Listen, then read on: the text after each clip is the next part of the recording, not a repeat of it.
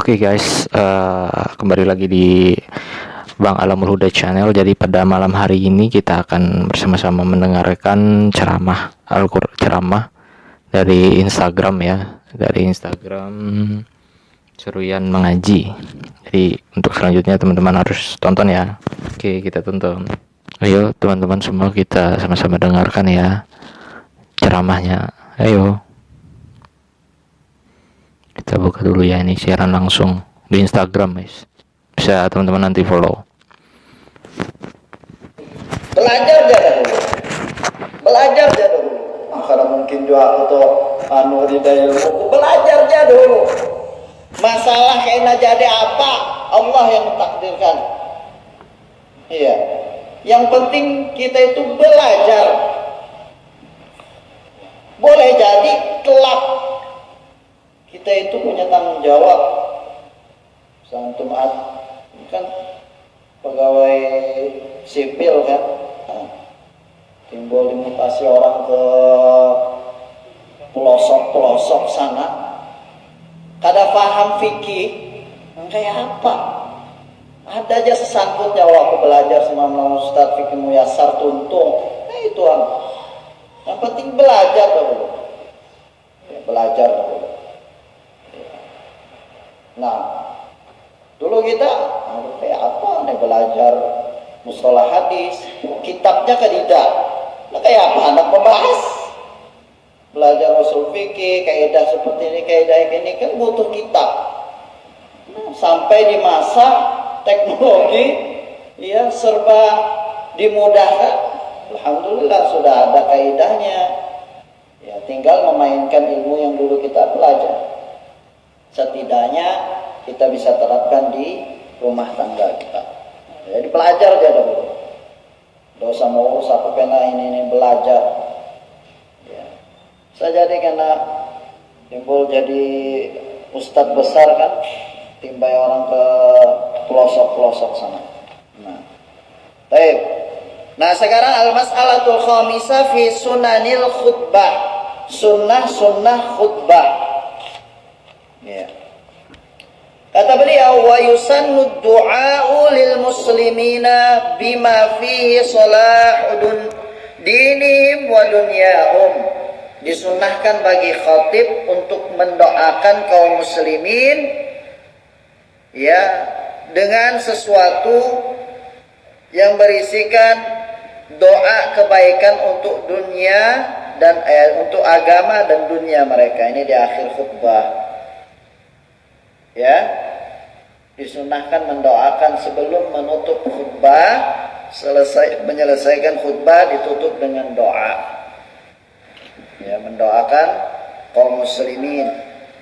Ma'ad du'ai liwulati umuril muslimin bis salahi wat taufiq. Juga menyertakan doa untuk pemerintah, penguasa. Ya, doa salah kebaikan dan doa supaya diberikan taufik wassadad, taufik dan bimbingan. Karena kalau pemimpinnya baik, rakyat insyaallah taala pun baik. Doakan. Ya. Kita doakan kaum muslimin yang hidupnya, yang matinya, kita doakan ampunan, kebaikan. Kita sertakan pemerintah kita, penguasa kita, diberikan taufik, hidayah, kebaikan, kemudahan oleh Allah Subhanahu wa taala, dan doa-doa yang diperlukan saat itu. Misalnya di masa pandemi ini kita sertakan, karena sebagian para ulama ya mengatakan, berpendapat bahwa sesaat dari doa yang mustajabah pada hari Jumat itu ketika khotib di atas mimbar. Ya, ketika khotib di atas mimbar. Itu diantara pendapat sebagian para ulama ya tentang sabda Nabi Sallallahu Alaihi Wasallam, wa fihi sa'atun. Dan di hari Jumat itu ada sesaat waktu yang ketika seorang hamba berdoa kepada Allah Subhanahu wa taala, Allah akan ijabahi. Dan di antara mereka mengatakan ketika khotib di atas mimbar, dan sebagiannya antara asar sampai menjelang maghrib. Nah, jadi sisakan waktu atau apa namanya kita sertakan doa di dalam khutbah kita. Ya, ini diantara sunnahnya. Li'annahu sallallahu alaihi wasallam kana idza khataba yaumal jum'ati da'a. Karena dahulu Nabi sallallahu alaihi wasallam kalau berkhutbah hari Jumat, beliau berdoa. Ya, mendoakan ya kaum muslimin. Wa asyara bi usbu'ihi, dan berisyarat dengan telunjuknya. Jadi termasuk kekeliruan ketika imam atau khatib berdoa dia mengangkat kedua tangan. Ini termasuk kesalahan. Akan tapi yang telah sabit dari Nabi sallallahu alaihi wasallam ketika beliau berkhutbah di atas mimbar, beliau mengisyaratkan ya telunjuk beliau. Adapun jamaah ya tidak dianjurkan untuk mengangkat tangan ini. Ya, cukup mengaminkan. Ya, cukup mengaminkan. Ya, jadi wa asyara bi usbu'ihi, berisyarat dengan telunjuk beliau seperti ini ketika berdoa.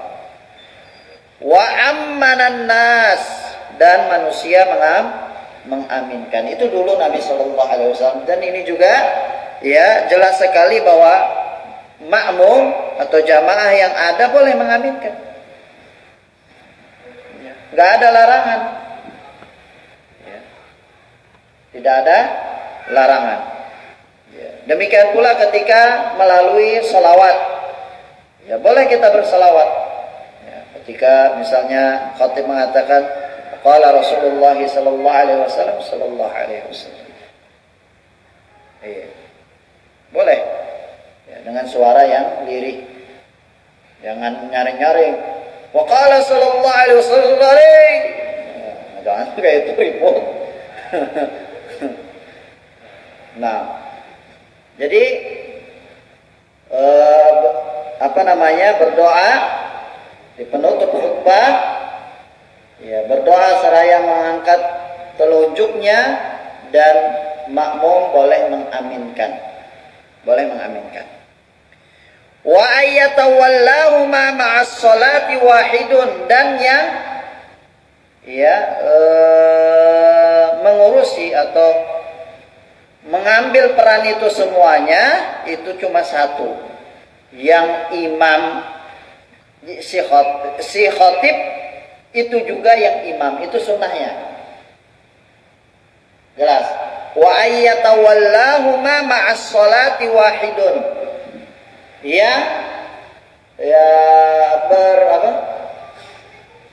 Apa bahasanya? Yang menjadi khatib dan imam sunnahnya itu satu. Si khatib dan yang menjadi imam itu juga. Ini sunnahnya. Ya, tapi misalnya kalau khatibnya habis suaranya sudah, kalau bersuara tolong gantikan, ya enggak masalah. Kalau ingin lebih nyunnah, dia yang menjadi khatib, dia juga yang menjadi imam. Itu maksudnya wa ayyatawallahu ma ma'as salati wahidun. Dia menjadi khatib, juga dia yang mengimami. Ya. Wa yarfa sautahu bihima hasbat taqah, dan dia angkat suaranya sesuai dengan kemampuannya. Nah, ini sunnahnya. Ya, makanya telah datang riwayat dari sahabat Jabir bin Abdullah, kana Rasulullah sallallahu alaihi wasallam idza khataba ihmarrat 'aina wa 'ala sautuhu washtadda ghadabuhu hatta ka'annahu munziru jayshin yaqulu sabbahakum wa massakum. Jadi kata Jabir bin Abdullah, dulu Nabi sallallahu alaihi wasallam kalau berkhutbah ihmarrat 'aina, mata beliau itu memerah. Wa 'ala sautuhu, suara beliau tinggi. Washtadda ghadabuhu, seperti orang yang marah, seperti seorang pemimpin yang memperingatkan pasukannya. Jadi menggebu-gebu sesuai dengan kemampuan, Pak. Yang sudah tua, tawa juga. Kayak ulama-ulama kita kan, Syekh bin Baz, Muhammad Syarif Fauzan kalau khutbahnya santai aja. Orang awal lagi, Tuhan sudah. Kalau yang semangat kayak ulone kan, ya angkat suara, ya peringatkan, ya dengan kalamullah wa kalam Rasulullah sallallahu alaihi wasallam. Ya, ini sunnahnya. Ya, tentunya ya dengan nasihat yang baik, ya, dengan penyampaian yang baik. Nah, jadi wa yarfa sautahu bihi ma hasbat taqah, dia angkat suaranya sesuai dengan kemampuannya. Sesuai dengan kemampuannya. Mun nyaringin sudah, kita sudah nyaring nih, ada aja yang di ujung-ujung aku pada nyaman lalu di dalam. Hilang konsentrasi apa? Khatib. Mun sudah melihat. Ya. Nah khatib boleh menegur. Ya, menggoreng itu, tolong bangunkan. Nah, boleh. Nah.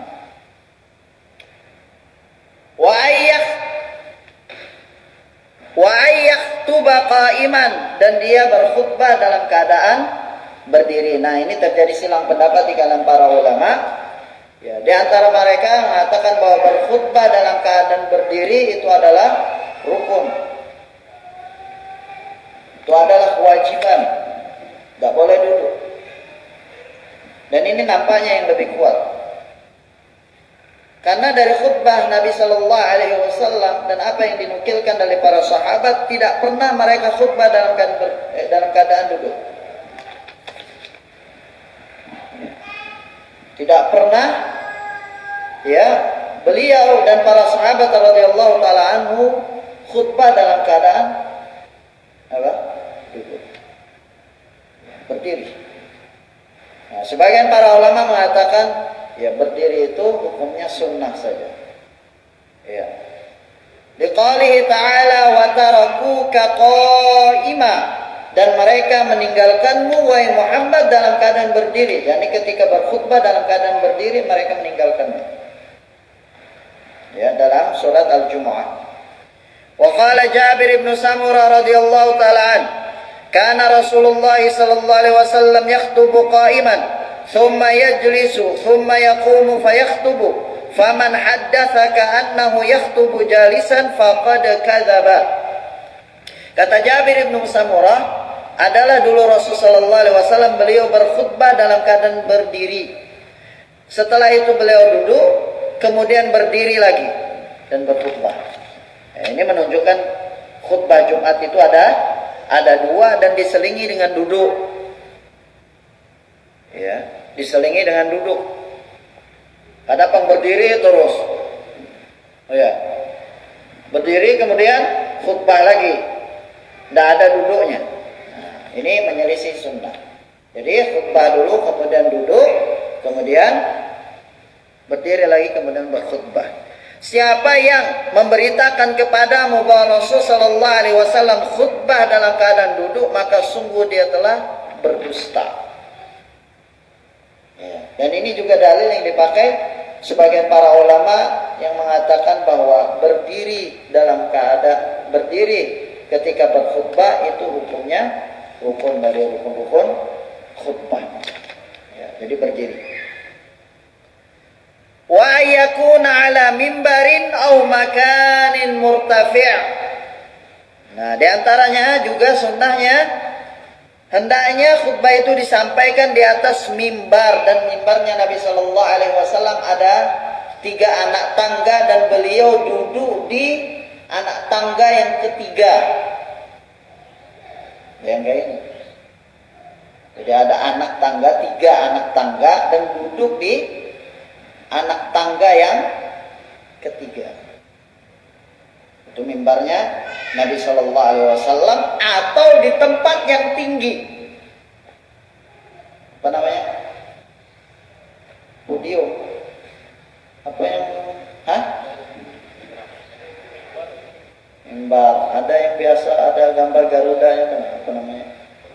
Jadi ada pembaju itu ditaruh di tempat yang tinggi. Tidak masalah. Tapi kalau ingin nyunnah di atas mimbar, ya di atas mimbar.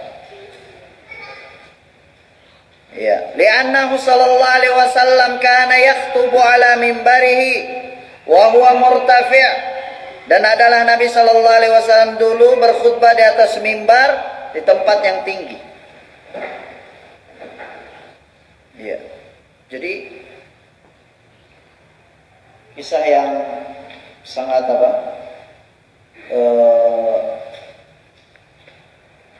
indah sekali. Dulu Nabi Shallallahu Alaihi Wasallam itu memiliki mimbar khusus, yang Nabi Shallallahu Alaihi Wasallam sering berkhutbah di situ, menyampaikan masalah-masalah agama dan memperingatkan umat.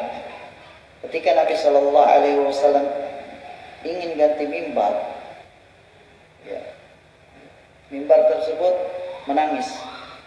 Sering terdengar tangisan, bukan tangisan. Bayangkan, sering terdengar tangisan.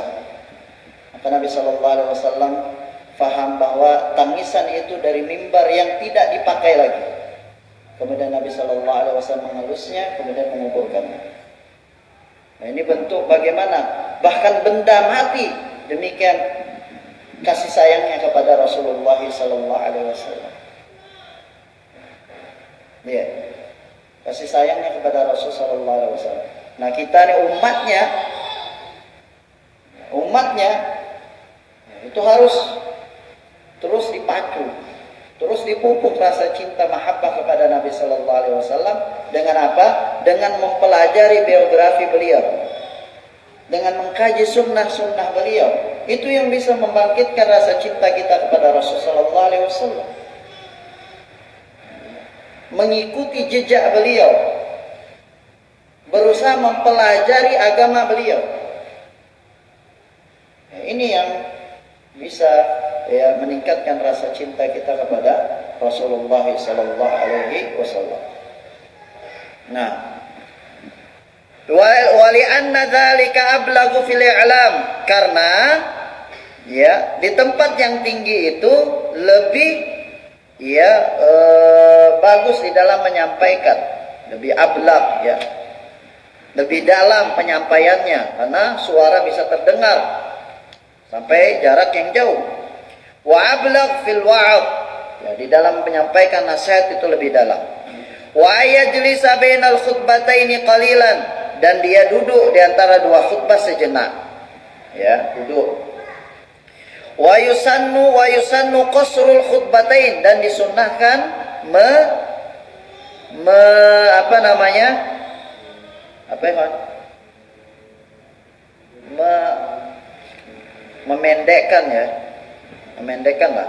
memendekkan khutbah.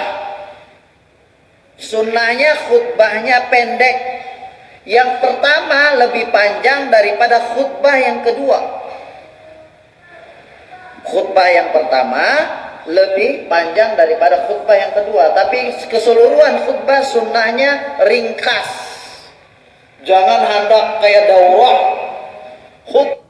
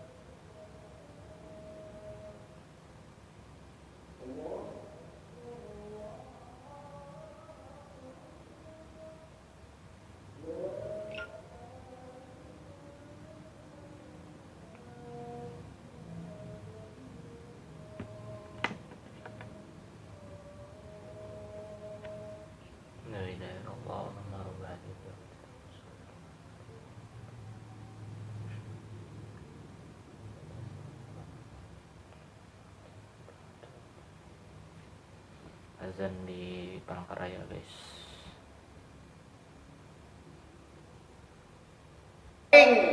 Sesungguhnya hukum Allah, wasariqatu faqtu aydiyahuma, hukum buat pencuri itu potong tangannya. Waduh, ini mengerikan gitu. Tidak seperti itu. Halul mad'u, kondisi siapa yang kita dakwahi harus dikuasai. Masyarakatnya seperti apa? Wilayah ini kayak apa?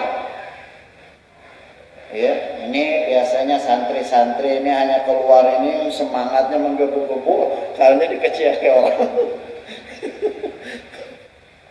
Gitu ya, Pak. Nah, itu pengalaman, Pak.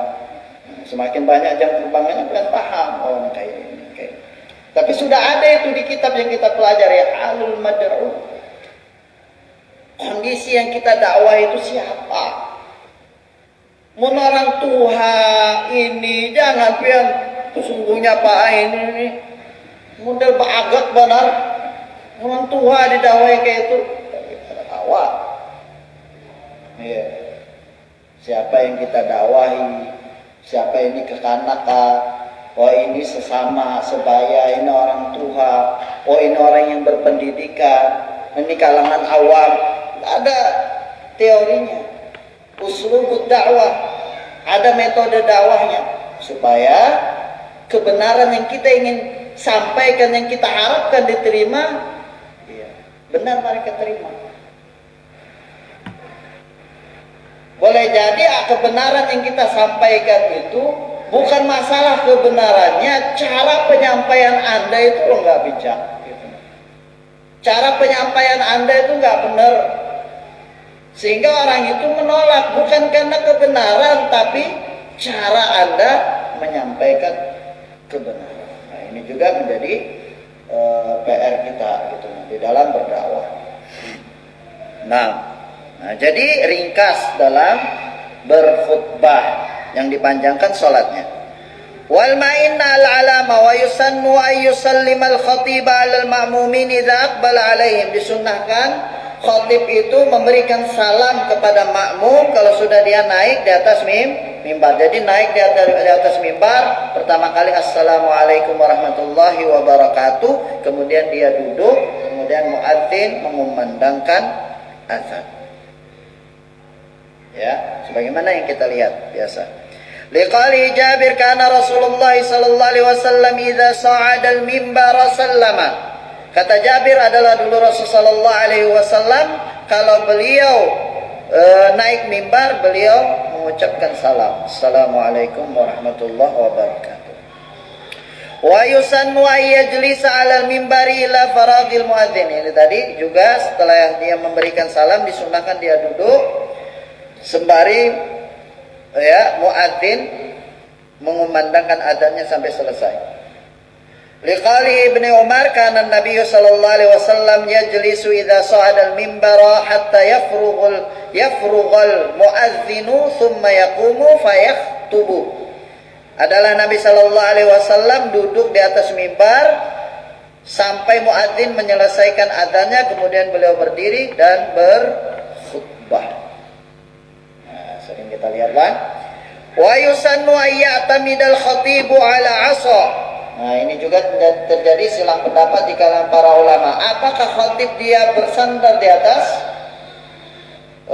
tongkat ketika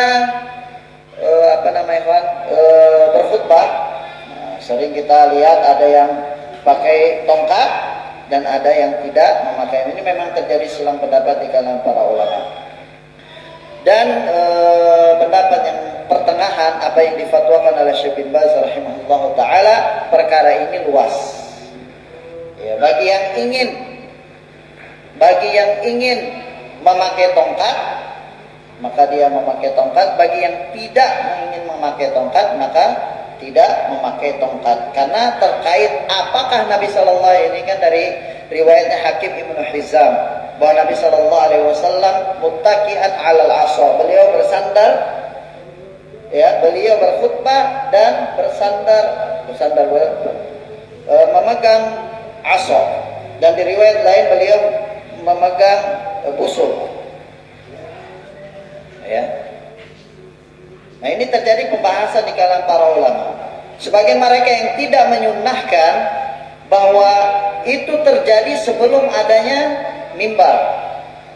Sebelum ada mimbar yang dibikin oleh Nabi Shallallahu Alaihi Wasallam. Jadi beliau di atas bersandar di atas tongkat, dan beliau memegang busur saat itu terjadinya ketika peperangan. Terjadinya peperangan. Ya. Adapun setelah Nabi Shallallahu Alaihi Wasallam membuat mimbar, maka tidak dinukilkan bahwa beliau bersandar di atas tongkat. Nah, sebagian mereka tetap bahwa riwayat Hakim Ibnu Hizam itu berlaku baik sebelum Nabi Shallallahu Alaihi Wasallam membuat mimbar ataupun Nabi Shallallahu Alaihi Wasallam setelah membuat mimbar, sehingga mereka tetap menyunnahkan. Sebagian para ulama mentakwil lagi bahwa riwayat yang Nabi Shallallahu Alaihi Wasallam yang memakai tongkat itu aridah, yakni hajat saat itu beliau bersandar di atas tongkat. Nah, maka di sini yang paling pertengahan yang kita sebutkan tadi, bagi yang menganggap sunnah itu tetap sabit walaupun walaupun di atas mimbar, maka silahkan. Bagi yang tidak, maka juga silahkan. Perkaranya luas, ya, perkaranya luas. Taib. Liqali Ibnu Umar kana Nabi sallallahu alaihi wasallam yajlisu idza sa'ada al-mimbar hatta yafrugh. Mana tadi? Ya, wa yusannu lil khatibi ay yaqsuda tilqa'a wajhi li fi'lihi sallallahu alaihi wasallam dzalik. Dan disunnahkan bagi khatib, ya, untuk, ya, menghadapkan wajahnya ke depan gitu ya, ke depan. Jadi fokus ke depan. Menoleh-noleh sedikit pantat tidak apa-apa juga. Ya, jadi fokus ke depan. Nah, ini sunnah-sunnahnya. Nah, ini apa yang berjalan di tengah-tengah mazhab Hanabilah. Kalau kita di kalangan mazhab Syafi'iyah itu lebih lagi. Seperti misalnya harus berdoa pakai bahasa Arab. Itu harus. Kemudian di qiyam khutbah, orang yang mazhabnya Syafi'iyah pian mulai dengan hamdalah, alhamdulillahilladzi, ini pokoknya ada alhamdulillah, alhamdulillah bisa juga. Sebelum menutup khutbah pertama itu harus menukilkan satu ayat yang dibaca. Das, ya, menukilkan ayat. Setelah itu duduk, naik. Nah, di khutbah yang kedua gak bisa bahasa Indonesia, itu gak bisa, harus bahasa Arab. Ada sudah tadinya filenya, tinggal di download ya, tinggal dibaca. Ya, setelah itu kalau berdoa harus berbahasa Arab. Itu rukun bagi mazhab Syafi'iyah. Jadi tidak bisa semoga Allah Subhanahu wa taala melimpahkan kepada kita ini. Bisa jadi di antara mereka sholat zuhur. Nah, ulun sampaikan ini kalau aja ada dari bukuan pian disuruh khutbah gitu. Nah, ini khutbahnya di sini, maka harus seperti itu. Doanya harus bahasa Arab. Allahumma ighfir lil muslimin wal muslimat. Kada kawa, ya Allah ampunilah dosa kaum muslimin dan muslim, kada kawa. Harus bahasa Arab. Nah, inilah. Baik, sampai di sini dahulu. Wallahu a'lam. Subhanallahi wa bihamdihi, asyhadu an la ilaha